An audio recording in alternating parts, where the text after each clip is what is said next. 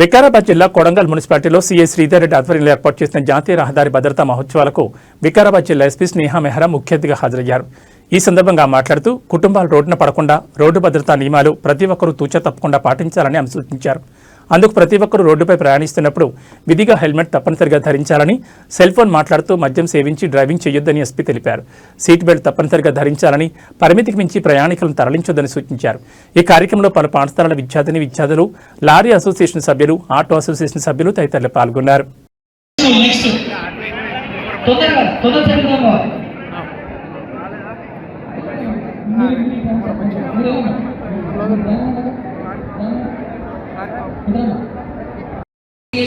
Local public తో పాటు ఈ ప్రోగ్రామ్ అంతా ప్లాన్ చేయడం జరిగింది.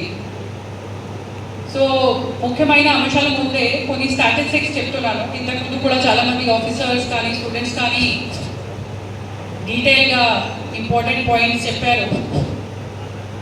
బట్ దాంట్లో కూడా కొన్ని 2-3 పాయింట్స్ నేను కూడా ఆలోచించాను.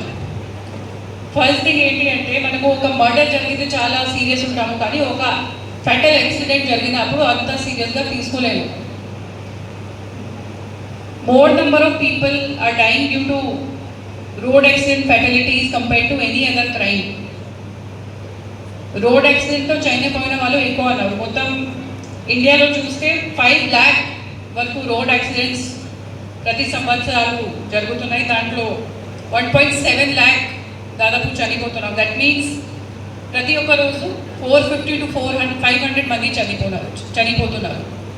దాంట్లో కూడా ఇంపార్టెంట్ ఏంటి అంటే, చనిపోతున్న వాళ్ళు ఎవరు ఉన్నారు, ఇంతకుముందు సిఐ కొడంగల్ గారు చెప్పారు. అది కూడా నేను కూడా ఇదే ఆలోచించాను. ఇంటి నుంచి బయట పోతున్న వాళ్ళు ఎవరు ఉన్నారు?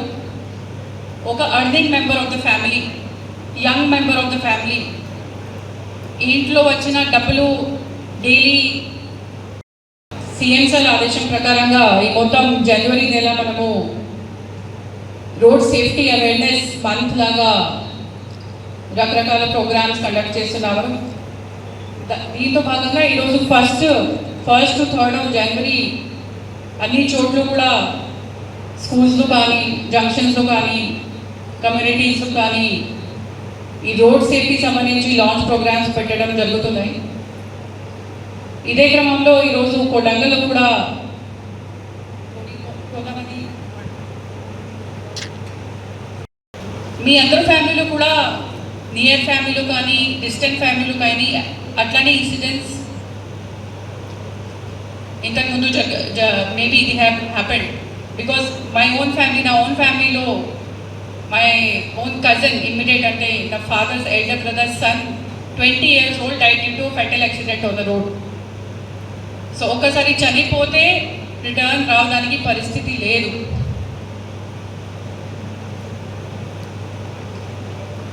అందుకే ఆల్ ఆటో అసోసియేషన్స్ వాళ్ళకి పిలిచి, లారీ అసోసియేషన్ వాళ్ళకి పిలిచి, అందులో స్టూడెంట్స్కు పిలిచి ఈ లాంచ్ ప్రోగ్రామ్ కండక్ట్ చేయడం జరుగుతుంది. And I'm happy to see that ఒక స్టూడెంట్ కూడా ఇంతకుముందు మెన్షన్ చేశారు, ఇప్పుడు స్కూల్ కరికులంలో కూడా 7th standardలో కానీ 8th standardలో కానీ అట్లానే ట్రాఫిక్ రిలేటెడ్ సబ్జెక్ట్స్ వచ్చినాయి. బికాజ్ మనకు వేరే అన్ని డిపార్ట్మెంట్స్ నుంచి పబ్లిక్ ఎక్కువ ఎక్స్పెక్ట్ చేస్తున్నారు. Okay, police department detail check చేయాలి, మోటార్ వెహికల్ డిపార్ట్మెంట్ లైసెన్స్ అన్ని సరిగా ఇవ్వాలి, డ్రైవింగ్ టెస్ట్ సరిగా కండక్ట్ చేయాలి. బట్ మన బాధ్యత ఏంటి? పబ్లిక్ బాధ్యత ఏంటి? రూల్స్ పాటించాలా లేదా? Should we follow the rules or not? Yes or no? డబ్బులు ఉన్నాయి, ఏం ఎంప్లాయ్మెంట్లో ఉన్నాము, దీని ప్రకారంగా కొంతమంది 2 wheelers కొంటారు, కొంతమంది 4 wheelers కొంటారు. బట్ నోబడి ఎవరికి కూడా they don't want to wear a helmet. బండి కొంటారు, 1 lakh rupees స్పెండ్ చేసి వాళ్ళు ఒక కొత్త బండి తీసుకొస్తారు, కానీ helmet they will not buy. అంతే కదా? Yes or no? Yes or no? So 80-90% public without helmet బండి నడుస్తున్నారు. అండ్ మ్యాక్సిమం ఫెటలిటీస్ హెడ్ ఇంజురీతోనే జరుగుతున్నాయి. ఇంతకుముందు మెన్షన్ చేసిన కజన్ కూడా హెడ్ ఇంజురీ, ఏమి బయట ఇంజురీ, ఒక సింగిల్ ఇంజురీ కూడా లేదు.